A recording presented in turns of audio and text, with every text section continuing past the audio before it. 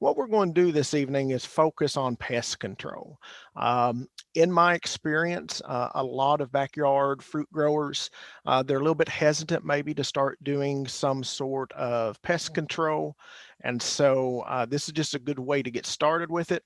As we go throughout the topic tonight, we may mention some brand names. Just know that those do not imply any sort of endorsement. Okay, so we're going to talk at first tonight about some strategies to reduce pests within the orchard. So it's not only going to be about direct controls, but also some of those associated things we can do to help keep our orchards healthy and performing well. And then we'll also talk about pest controls throughout the season, what that really looks like, what a spray control program would look like throughout the season.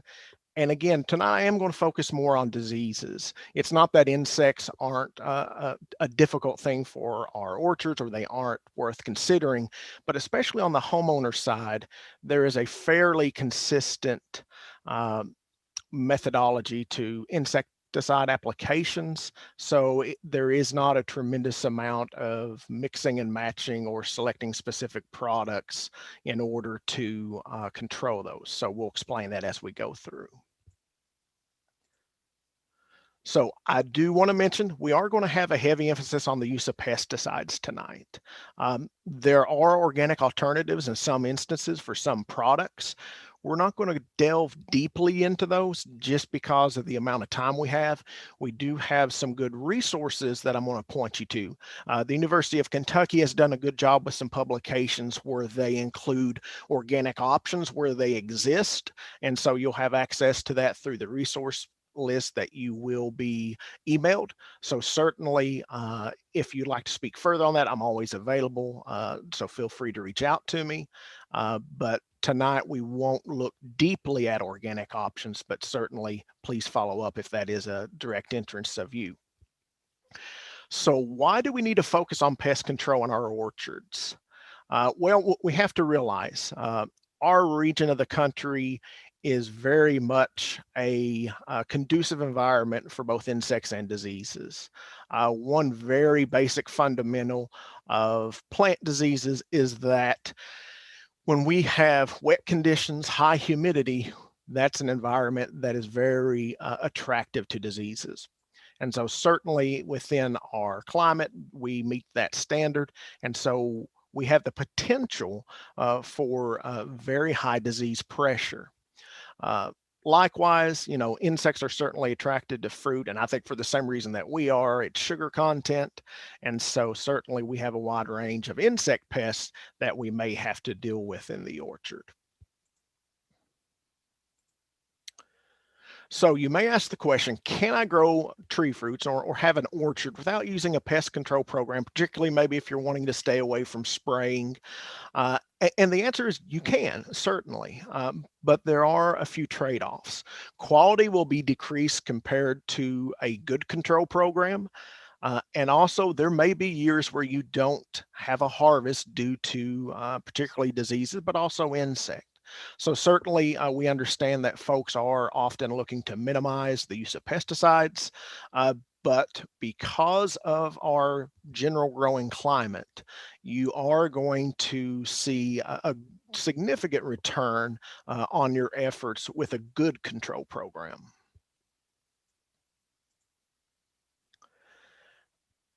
This is a diagram. It's not something that we have to worry about you understanding or seeing the details right now. It's a little bit shrunk down, and that's okay.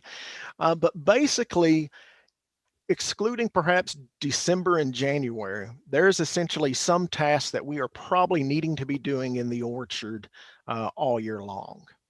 And so, I will encourage you that if you're looking to start an orchard or maybe rejuvenate an orchard you have now, it is something where it's going to take some time for you to do that. And so I just like for folks to see this. If you're not in our area of Northeast Tennessee, I know we had some folks register from the broader Southeast US for this one. Your timing may be a little bit different, but your sequencing on these are going to be the same. So certainly it is something that does require a number of actions on our part as orchardists, but I think that, we can set this up in a way where it makes sense and where it's still a good use of our time. One thing that's good to mention now this time of year is it's a good time to fertilize trees in our orchard. So typically we have two methodologies to figure out what sort of fertilization are we needing to apply. Um, if we don't have a soil test, and if we have a soil test, that's great. We can just follow the recommendations built into that. If not, there's a rule of thumb, simple formula that we can use. And what it says is that we're applying 1/10 of a pound of actual nitrogen per year of age of the tree or per inch of trunk diameter, and we max out at 6/10 of a pound of actual nitrogen. So you may be asking, what in the world is actual nitrogen? So when we look at fertilizers have those three numbers on the bag. And so here I have depicted a hypothetical fertilizer, and I promise you it's hypothetical, so don't go to the store and ask for 10, 11, 12 fertilizer. But with this hypothetical fertilizer, that 10 represents 10% nitrogen. And so what that means, when we apply 1 pound of this fertilizer, we are applying 1/10 of a pound actual nitrogen. And so, for instance, if we had trees in our orchard that were 4 years old, we would apply 4 pounds of a 10, 11, 12 fertilizer to get that 4/10 of a pound actual nitrogen. So we focus on nitrogen, again, in lieu of having a soil test, because one, most soil tests don't actually test for nitrogen. Nitrogen is hard to get an accurate number from soil test because of the nature of how nitrogen behaves in the soil. So what's there today may not be available for plants tomorrow. So it's a scenario where typically we see nitrogen in more of a prescribed manner rather than a recommendation based on soil test. So if we were, for instance, doing this, we wouldn't have to get a fertilizer that also contain phosphorus and potassium, the second and third numbers represented in fertilizer. If it came along for the ride and the price point was acceptable, it's not a damaging thing, but there is a necessity that we apply those. We focus on our nitrogen fertilization. And it's not to say that every orchard is going to need fertilization every year. A good rule of thumb is looking at how much growth you're getting each year, that new growth that grows each year. We can base some of our need for fertilizer off of that. If we're seeing excellent growth, we may be able to skip a year. One basic tenet of agriculture, and this would extend to, whether we're talking about lawns, fruit trees, or even corn, healthy plants are less likely to become infected with diseases or insects. And if they are attacked, they're better able to withstand those attacks. So we do want to make sure that we are doing some things within our orchard, such as proper fertility, to make sure that those plants are getting off to the best start and are able to, as much as possible, resist those pests. If we're talking about disease, I feel I'm obligated to talk about the disease triangle. This is 101 for plant pathology. And basically what it says if you have a pathogen that is in an environment that's favorable for growth and development, and you have a susceptible host, you will end up with the disease. And so much of the strategies we use to combat diseases is how do we modify any of these three components in order to prevent disease from happening.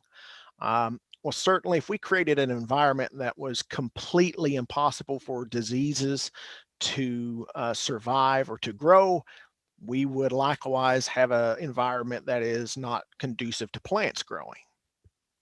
So while we try to do some things in the micro, such as doing a good job with pruning, so we have less leaf wetness, for instance, there's only so much we can do with the environment. With pathogens, it's challenging because some pathogens overwinter here in other species. Some overwinter in debris in our orchard, so we'll mention that several times. So pathogens, it's very difficult to think that we can remove them from the equation. Host plants, we have a little bit more to work with. So if we have a host that's actually resistant to a disease, that means it's less likely to occur. Doesn't mean it's impossible for that plant to be affected, but it means if it were to be affected, the severity of it would be reduced. So oftentimes you will find that we suggest that you start with varieties that are disease resistant. And so there are more and more of these coming out. Some of them are very excellent. And I do like to stress that resistance to diseases or other pests is not the same thing as immunity. So we can still see that these plants become affected, but it is less likely and generally less severe. The good thing is, whether you like the old heirloom varieties or more modern varieties, there are options in both categories that are regarded as resistance, and different trees have different resistances. So some may resist one disease more than another. So just because a tree is resistant doesn't mean we don't concern ourselves with creating a good control plan, because it still may have susceptibility to something else. Suited to our area is important because we can create situations where we have a very unlikely chance of success. So when we look at fruit trees bloom based on the accumulation of chilling hours. And so chilling hours basically work with the physiology of the tree to prepare it to be blooming in spring. And so what happens is in Tennessee, we generally have an accumulation about 1,400 hours, give or take. That's not an exact science, but certainly that's enough for virtually any crop we're talking about. The challenge is whenever we have trees that have very low thresholds on chilling hours, they become available to bloom very early in spring. And so, as often happens when we have those spring days that are very warm, they can quickly bloom. And the challenge is it may still be well within our frost season. So, typically we would think that the last frost of spring would be mm, first or second week of May, depending where you're at in the region and depending what source you look at. Certainly by the 10th, the majority of the time, we are out of frost danger. So the challenge is if we have things that have low chilling requirements, they bloom earlier and they're more likely to be victims, so to speak, of a frost that occurs late. Sometimes things work out in a very bad fashion. I believe it was 2007, there was an Easter freeze. Now, ordinarily, an Easter freeze, most plants aren't going to be that far along to receive much damage. They're resistant to damage at that uh, calendar timing. However, that year had been an extremely warm early spring. And so plants were very advanced in development. And basically, there wasn't any fruit over much of the region that year simply because of the advanced development and a frost that occurred at Easter, which, while not late, hit them at a late stage of development. So we want to look at choosing trees that have higher thresholds, particularly with peaches. Peaches are ones that have fewer chilling hour requirements than apples as a rule. Uh, but that can vary. I will give you a quick anecdote. This past year, we were doing some training with Cooperative Extension where, we were talking about things such as this. And there was an example that the presenter had actually bought at a big box home store in Western Tennessee. And the variety of apple, it escapes me now, but it is one that was basically a subtropical apple. You shouldn't be growing it much north of Miami, Florida. Extremely low chilling requirements. So that thing was going to be blooming extremely early every year, guaranteed. And of course, that would make it more susceptible to frost injury. And so that we do have to exercise a little bit of caution, and maybe sometimes make certain that varieties we're sourcing are appropriate for use in our area. So we do have a publication that helps you with that. We have the tree fruit and small fruit cultivars for Tennessee. And one of the things that particularly with the peaches, which I think is of a primary concern, because ordinarily you're not going to find those subtropical apples offered for sale in our region.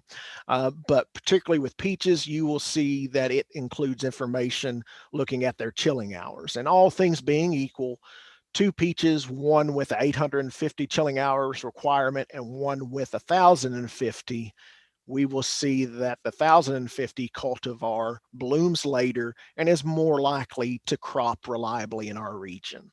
So certainly it doesn't mean we can't grow some of those lower chilling hour requirement varieties. Just understand that it does come with a greater risk. I will mention, we're not going to go in depth this evening, but pruning is critical to production.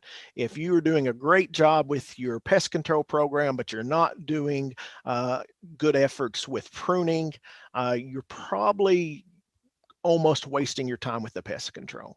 And the reason is pruning creates conditions that allow that tree to thrive. It increases air circulation and sunlight penetration, which reduce wetness, which itself helps reduce disease problems. It also allows those trees to direct energy directly into fruit production, which is why we have them. And I will say the number one mistake of pruning is people don't prune enough off a tree. So lots of times people are unfamiliar with pruning and they have hesitation and they're afraid to do too much. Realistically, if you're removing 20 to 25% of that tree, it's going to be okay. And so it's appropriate to do a significant amount of pruning each season. Certainly, if something's been left alone for a number of years, we may want to stagger in pruning so we're not removing a massive amount at once. But the number one mistake you'll see with folks growing fruit trees is they don't prune enough. I will mention that this Saturday we do have a class on fruit tree pruning. Unfortunately, we can't do that in person, so it is going to be a Zoom class, but I think certainly we can get some of the fundamentals and some of the basics down that will help you have success with this.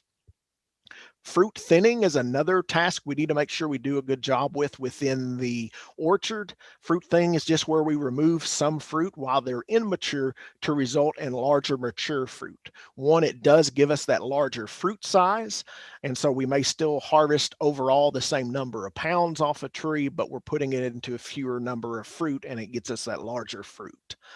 What's good about this is it also oftentimes increases the distance between individual fruits. So we get better drying conditions as well as better sunlight penetration. So again, something physical that gives us benefit for pest control. And another thing to take into concern is biennial bearing. So if we have trees, so when trees are growing, they're actually setting the flower buds for next season during this current growing season. So the flowers that bloom this spring were actually formed last summer. And if we have these massive, huge loads of fruit on a tree, and for instance, if you've ever seen limbs splitting out of trees because they had such a heavy fruit load, that was a perfect candidate that needed to have its fruit thinned. And so what happens is if you have so much fruit there, it's taking all of the resources that tree can create, then very few blossoms get formed. And so that means the next year you have very light crop. Well, because you have a very light crop that year, then you have a massive setting of blossoms for the next season. So you get these cycles of boom and bust on fruit production. We can see these initiated sometimes when we have that severe frost, and I see a typo, or freeze event that kills those fruit blossoms. And so it doesn't have the normal balance between fruit production and blossom creation in the same season. So when we have those events, we want to be very cautious the next season to do a good job with thinning, because otherwise we are setting up that boom bust cycle. And there are some varieties that are more susceptible to this than others. Honeycrisp, for instance, is one that you find in the literature will be more susceptible to this than other varieties, just due to the nature of it. So when we're talking about looking at a pest control program, We kind of can divide the period up into about 4 different sections. So we have those sprays that are pre-bloom. We have those sprays that occur during bloom. Then we have cover sprays. And cover sprays is just a name for the period between petal fall and harvest. It's during that main growing season.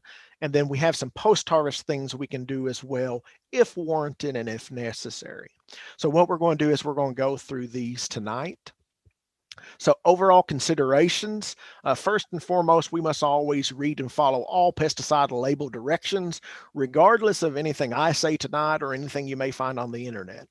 You will hear the language, the label is the law frequently from Cooperative Extension because it is. If the label allows us, then we can. If it prohibits us, then we can't. And certainly when we talk about the broad range of products out there, while we can make assumptions given an active ingredient, we must always consult the label before use. Another very important thing we have to consider is that pest control is based on prevention rather than curative actions. So what on earth do I mean by that? Quite literally, most of our pesticide products are not good at curing something once we have the problem there. So they're preventative in nature. So they prevent a fungicide or a bacteria from establishing an infection on a plant, or it prevents an insect from laying its egg or the larva entering into the fruit. If we wait to do our controls after we have the establishment or the infection of that pest, oftentimes we're just simply out of luck. So either the product is ineffective or sometimes it's just simple physically cannot reach that pest. So certainly we want to make sure that we understand preventative methods of use are what pest control is focused on. I will mention that by and large, timing of sprays is based on the growth stage of the tree. So that means from year to year, you may have some earlier or later happenings. And so that allows you to follow that development of the tree. And we'll have examples of that as we go through. Excuse me. I will say that the spray schedule we're going to present tonight is somewhat conservative. Certainly it could be more involved. We could introduce some more options, but this is a very good spray schedule for folks. And sometimes, basically much of the recommendations in this schedule is spraying every 14 days. Sometimes we may find that it's warranted to reduce that if the products we're using allow it. And certainly we need to be careful if we are applying pesticides and then heavy rain events occur before the spray is dried, or if we receive more than 1 inch within 24 hours of application, the spray should be reapplied because it will be removed and no longer effective from the trees. And lastly, and you're going to see this repeated frequently, off-season sanitation is important. So very often we have the start of disease is actually coming from materials that we allow to remain in the orchard. So if we remove those, we're already taking a step forward to benefit ourselves. So to begin with, we'll start with apples and pears. So what sort of diseases should you look to control on apples and pears? So this is just a selection that we're going to cover tonight. This is not in any way exhaustive. There are other diseases we could talk about and certainly other diseases you may experience, but this covers some of the most frequently seen ones in our region. So we'll be talking through all of these. So one of the first ones, it's kind of an interesting one from a lifestyle cycle.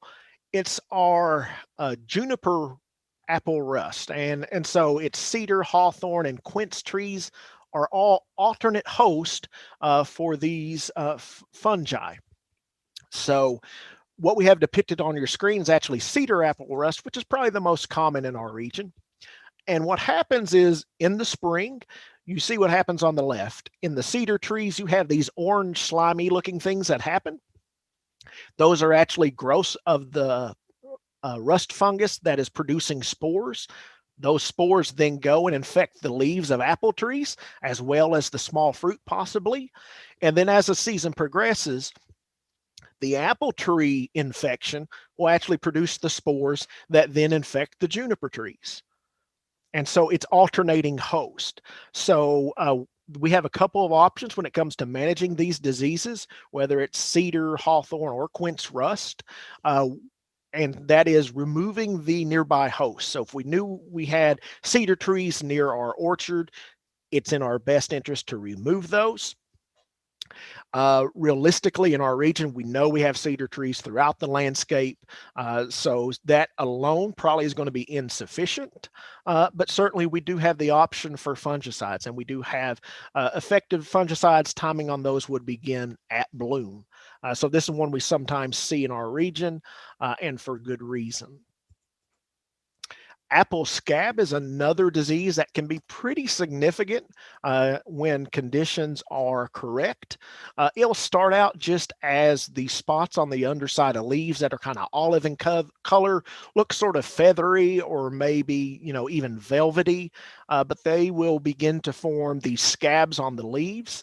And then what happens with this, it's kind of like a snowball rolling down the hill. Those leaves will start producing spores, which then can infect fruit. So if we don't take care of early infections and conditions, particularly wetter conditions, happen, we can see very explosive conditions where we just get a lot of disease from what started with a small infection.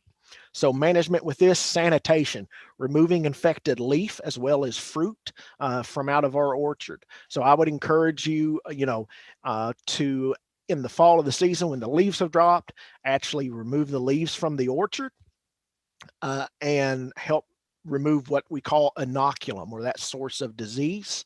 There are resistant varieties to apple scab. We have some that are basically regarded as immune to it. They are highly, highly resistant. And then also we do have some good fungicide sprays. So again, this is one that can start small but can end up very significant. Fire blight is one that we find often in our orchard, in part because there's a lot of trees that are susceptible to it. We also can see this in the landscape. So if you have ever seen the picture on the right, that shepherd's crooking look, where you have branches turning dark brown and curling over like that with the leaves still attached, then very likely you were seeing fire blight. So we commonly see that in the calorie pears such as Bradford pears in the landscape. Some years it's worse than other. It's directly tied to how wet it was during blooming, because the way this bacterial disease works is it enters the tree through the nectaries in the flower, and the wetter the conditions are, the greater likelihood we'll see infection that season. So wet bloom periods typically see a greater prevalence of this. We've got some good options for management. One that's critically important is the removal of infected limbs when we go in and prune every year. And so we would be cutting these limbs 6 or 8 inches below any visible signs of disease. And we do have some resistant varieties out there. There is the option to spray antibiotics during the bloom period, or bactericides such as copper. Certainly, but I will say this can be challenging depending on the size of your trees. So I think primarily looking at removing infected materials during our pruning season is probably one of the best control methods. Couple that with the possibility of something like copper fungicides can give good control. Sooty blotch and fly speck are two separate actual diseases, but typically when you see one, you see the other. Sooty blotch is kind of those olive patches you see there on the surface of the skin. The good thing is both of these are only superficial, so they do not actually cause fruit rots or anything like that. It's just an aesthetic issue. Fly speck are those little small black spots that you see on fruit. I've actually seen fly speck on other things in the garden. I've seen it on butternut squash, for instance. So this is something where it's more just about the aesthetic value of what we're producing. And certainly removal of bramble hosts nearby can be a good thing, but certainly if you've got small fruits that you're growing in your orchard too, we wouldn't expect you to remove those. Pruning, again, is an excellent way because if we have fruit that are wet, we're more likely to see this. So proper pruning, increasing the drying is a great strategy. And we do have fungicides that give us good control of this as well. And again, this is one that does not create damage to the fruit from the standpoint of decay, but it does create a image problem for the fruit, if you will.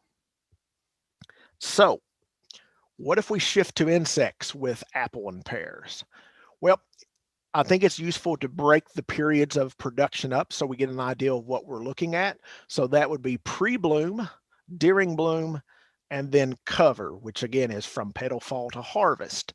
So during pre-bloom, if we know we've had problems with aphids, mites, scale, or plant bugs, I will say it's generally rare that backyard fruit trees have scale problems simply because of the natural predators that are out there in the environment. We typically see scale problems in those orchards that are managed more intensively, and it's because basically the use of insecticides reduces the number of predators that are there. So this is at least one insect or one pest that a lack of any control efforts may be a positive thing. Uh, I do want to stress that during the bloom period, we do not use insecticides. And this is important because there are all-in-one fruit tree sprays out there, and certainly they can be used in appropriate times. But if that's all we have in our toolbox to use, that means during the bloom period, we are not doing any sort of spraying at all. Because although there's a fungicide in those products, there's also an insecticide, and we have to protect our pollinators. So we're not going to use any insecticides during pollination. So if they're in flower, no insecticide sprays. And then lastly, during the cover is when we see some of our greatest pressure that we're looking at from the insects. And so everything from plum curculios, codling moth, plant bugs, aphids, leaf rollers, and oriental fruit moths are all potential pests we may have. We're not going to go into deep assessment of these simply because basically we control them all in the same methodology.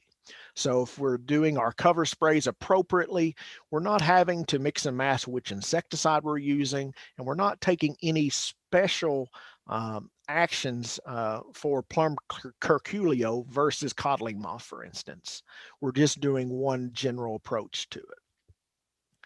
So what do these spray programs actually look like? And so we're going to run through with apples, and then we'll mention pears because there is some differences, even though apples and pears are in the same family. And so we kind of group them together very often when we talk about things in our orchard. So pre-bloom, we start with dormancy, and we can use products such as oil emulsions. These are also referred to as dormant oils. They're thicker. There's also lighter oils that are called horticultural oils that are good, well used to control things like scale in the landscape on plants. So these are oil-based products. We can also include copper. And so oil would be our insecticide in this instance, and copper is our bactericide. So particularly if we've had a history of fire blight, it makes sense to do this spray before we start getting bud break. And then at bud break, and if you look on the left there, you see kind of these stages of development demonstrated for you in the pictures. This is also attached to one of the publications we'll link you to. And the other thing I'll mention about that is if you notice those numbers there, for instance, silver tip, 10% kill at 15 degrees Fahrenheit, 90% kill at 2 degrees Fahrenheit. What this is doing is it's showing you the relative hardiness of the various stages, and this goes back to the whole Easter freeze event. The further developed along you are, the greater susceptibility you have at higher temperatures. So you'll see as they progress, that 90% kill rate, the temperature begins to creep up. And so that's why the key to whether or not frost are a problem is how far developed are our orchards. So with bud break, we're looking at using Captan, which is a fungicide. We're using it for scab control. At pink, which is when literally the flower buds start to show a little bit of pink color, we're looking at using either Captan or Immunox, either which is a fungicide. We would push towards Immunox if you've had cedar apple rust problems previously. And then as well, we can include a malathion in this spray.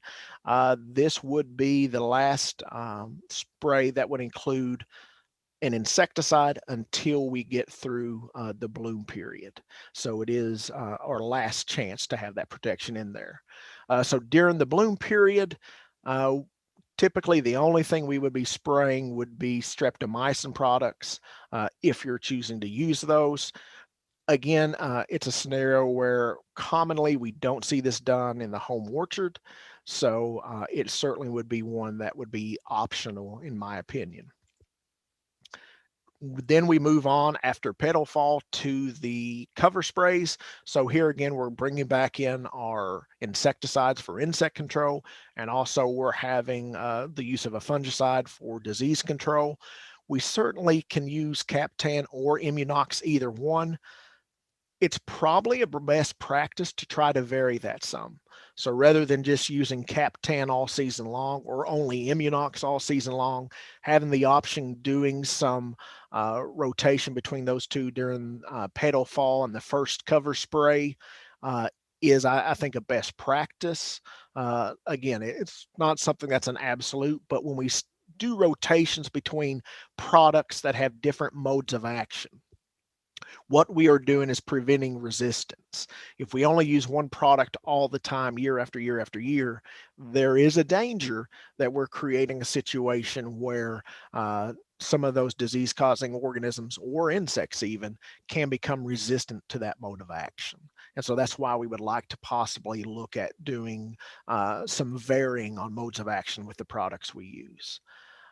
And again, we see Captan and malathion carried through remaining cover sprays, applying at 2 weeks intervals until the harvest restriction date.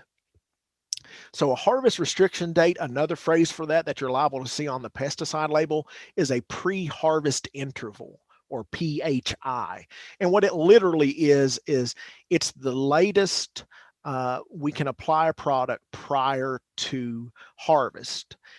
Products that we apply in the environment, they break down from everything from UV radiation and oxidation and just things like that. And so whenever we follow the pre-harvest intervals, that is limiting our exposure to pesticide products. And so those are specified where necessary on product labels. So I encourage you, again, before you use a product, read it and understand it, and understand what that pre-harvest interval or the harvest restriction date would be for the products you're using. Typically for a lot of these, 2 weeks would be appropriate, but again, make sure you double check those labels. So pears, the significant difference with pears, and it's pretty significant, is that the only disease control product labeled for use on home pears are copper, sulfur, and streptomycin. So we do have to be a little bit cautious with using copper products because copper, when we use it on pears in some of the early cover sprays, can actually cause fruit russeting. So if you think about a russet potato or the classic baking potato, where it has the kind of rough skin browning color, we can actually cause that to happen on pears when we're using copper. So copper is certainly a good bactericide and a moderately good fungicide. It does have some use, but it can also result in that rusting. So please be aware of that. We can use the same insecticides as we would for apples, so there isn't a significant difference for that. And likewise, if we wanted to use streptomycin, which is the antibiotic that we would use to protect against fire blight, we could use it in the same manner as we use with apple. But again, disease control products, so those fungicides like Captan or Immunox, are not permitted on pears. So just please be aware of this if you have both apples and pears in your orchard. Moving on to stone fruit. So now we'll quickly go through stone fruit. So we're talking about peach, plum, and cherry. They're all related to each other. And if you think about it, they all have similar type seed structures inside them or stones. And so that's why we get the generic name of stone fruits for the family. So what diseases or insects should we look at to control on the stone fruits? Brown rot, black knot, and peach leaf curl are probably the three most frequent diseases we see. There's certainly, again, this is not an exhaustive list. There are others out there that would be of concern for us, but these are the ones we most commonly see. Insects, we see some of the very same insects we mentioned with apples, so aphids, mites, and scales, possibly. Plum curculio, plant bugs, aphids, oriental fruit moth, stink bugs, peach tree borer, and lesser peach tree borer. Those would be something that we're not going to find on apple trees. And so we'll go through these somewhat quickly. Again, we're focusing on disease, but we'll then go through the spray program and include recommendations for insects. So brown rot. If you have been growing peaches and you don't have a spray program, you are most likely familiar with brown rot. So it does attack the fruit, and that's one of the things that's most notable. If you see it early enough in development, you'll see these very soft-looking green peaches that are suddenly turning brown. And so it's just a very rapid development. Just within a few days of infection, they'll start producing the gray mold, which is actually the spores of the disease. So it's a very rapid development when it happens. It will ultimately result in the dried mummy fruit hanging on the tree. And so this is something that you may have in your orchard now. If you do, let me encourage you to remove it because those dried mummy fruit are actually an excellent source of inoculum for this disease for the coming season. It also will infect branches and twigs. We can see depicted on the left two pictures what is called cankering. And so this is worth mentioning. Cankering, Canker, is the depressed area that's also discolored on those stems. It will oftentimes literally sink and shrink because of desiccation. So it'll be smaller. So you'll see these areas. When we look at fire blight, we can also see cankers. And so that can help us, will help us judge that 6 to 8 distance that we need to cut below. We would go below the canker, not below the point of infection. And so what happens is when it does get into the stems, it will result in the death of that stem ultimately. So it's bad on our fruit, but it also causes damage on our tree. So how do we manage this? One, proper sanitation is absolutely huge with this. If we allow those infected fruit to remain on the tree or on the ground and we don't remove it, we won't have success with the spray program. So it's critical that we do a good job with removing those diseased portions. We also want to avoid injuring the fruit. So this is important with things like insecticides. If we don't do a good job protecting those fruit, if they're coming under attack from a number of insects or even birds, or even again, if we didn't thin well and we have a lot of contact and we have wind, we can see mechanical damage in those trees. So if we can avoid physical injury and wounding, that also helps this pathogen from taking a foothold. We do have good options for fungicides, but again, this is one where if you're already seeing these symptoms of disease, you're seeing that infection, fungicides are not going to cure it. So we want to have this definitely in place preventively. It's very important to remember that. And another thing is when we're pulling fruit off our trees, if we can keep our fruit refrigerated, if there were to be those spores present, that's going to delay the development of this, because this is something that can take a ripe peach and turn it unsatisfactory very quickly. So definitely look at refrigerating fruit after harvest. Black knot is one we see not only in our fruit orchards, but often in the landscape with the ornamental, excuse me, prunus species. Our best strategy of control is actually pruning. So removing out these infections, and when they start, it's like that upper left-hand picture. We just kind of see, some corky, fissures like growths on stems.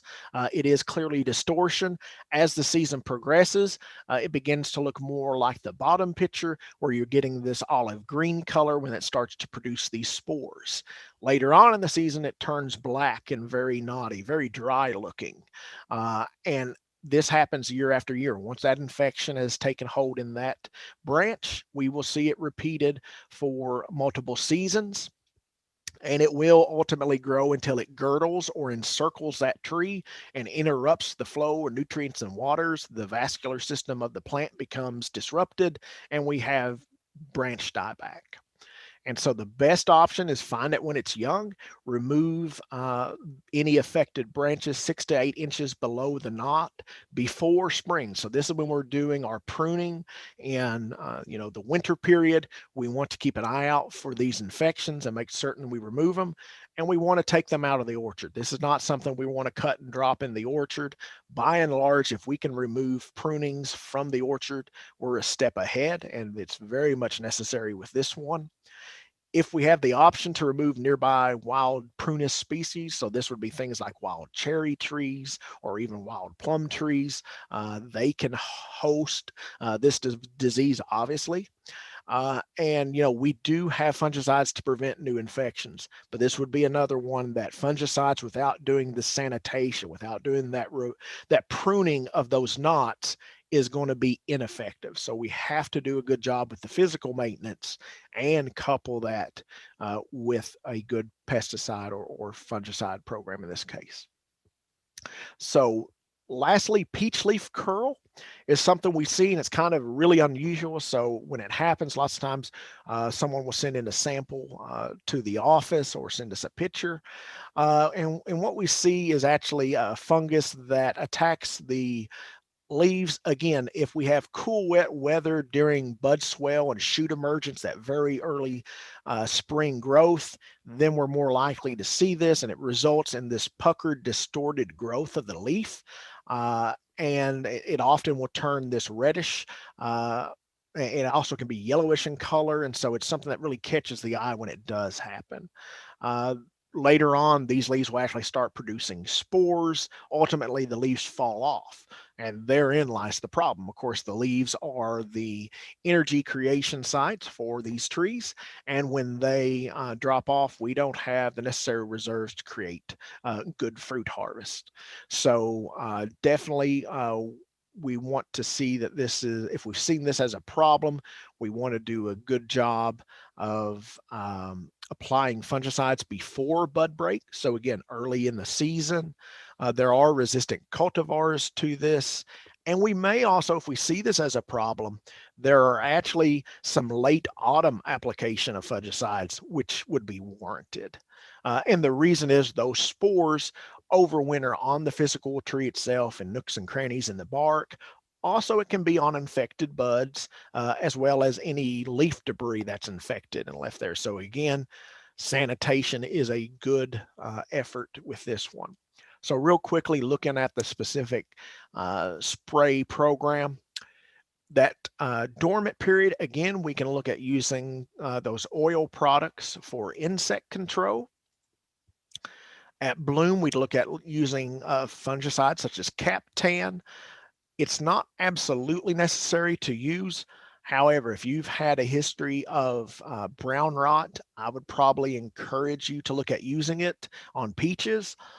Similarly, if you're on plum or cherry and you've seen black knot, then I would again encourage that you do utilize this. But again, this is the bloom period, so no insecticides. Those cover sprays, again, petal fall to harvest. This is when we start bringing in, again, our insecticide control for those insect pests. I will mention too, you'll also see that we have a couple of different fungicides in this program that we didn't see with apples. So chlorothalonil, one of the trade names that's commonly seen of that is Daconil. There's also many other brands out there, but this is one that's commonly used in the landscape, so you may already be familiar with it. And if labeled for use on fruit, you certainly can, but we start seeing it included as a possibility for a fungicide, as well as sulfur-containing products can be used on these trees. Um, there's also the option for using carbaryl. Carbaryl is an older product. It was the old formulation of 7, but I believe 7 is now actually a different active ingredient. It works well. And so it may be an option that you want to use, particularly if you're seeing significant Japanese beetle problems. There's also some other possible insecticide options, such as permethrin. Um, but sometimes we can see permethrin leading to mite problems because it can kill some beneficial insects that would ordinarily keep mite problems well under control. One big difference with the stone fruits is we do like to see a trunk as well as main scaffold branch sprays. So these are the largest branches of the tree, the more structural ones. We are spraying those because we have the peach tree and lesser peach tree borer. And these can cause a significant amount of damage, especially over years, and especially when we have trees that are otherwise stressed. Again, trees that are stressed are more susceptible to attack and damage. So we do actually have some directions there for those sprays, and you'll see that those are different insecticides than we would normally be spraying up in the canopy. So those are specific to this application, this use, and we'd want to make sure we're aware of that. With the pre-harvest sprays, and this would be anywhere from 3 weeks to within 1 week of harvest.